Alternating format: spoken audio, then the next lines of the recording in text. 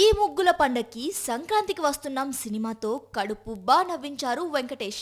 అనిల్ రావిపూడి దర్శకత్వంలో రూపొందిన ఈ ఫ్యామిలీ ఎంటర్టైనర్ బాక్స్ ఆఫీస్ ముందు భారీ వసూళ్లు కొల్లగొట్టింది.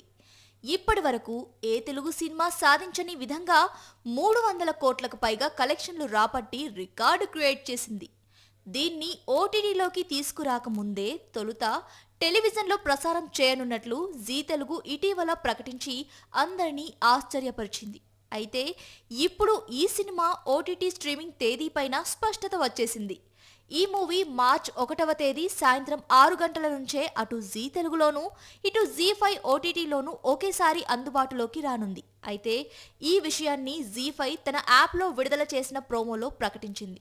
అంతేకాదు, ఇది ఓటీటీలో తెలుగుతో పాటు తమిళ, హిందీ, కన్నడ, మలయాళ భాషల్లోనూ అందుబాటులో ఉండనుంది. వెంకటేష్ ఈ సినిమాలో మాజీ పోలీస్ అధికారిగా కనిపించగా ఆయన భార్యగా ఐశ్వర్య రాజేష్, మాజీ ప్రేయసిగా మీనాక్షి చౌదరి నటించారు. భీమ్స్ సిసిరోలియో సంగీత దర్శకుడిగా వ్యవహరించారు.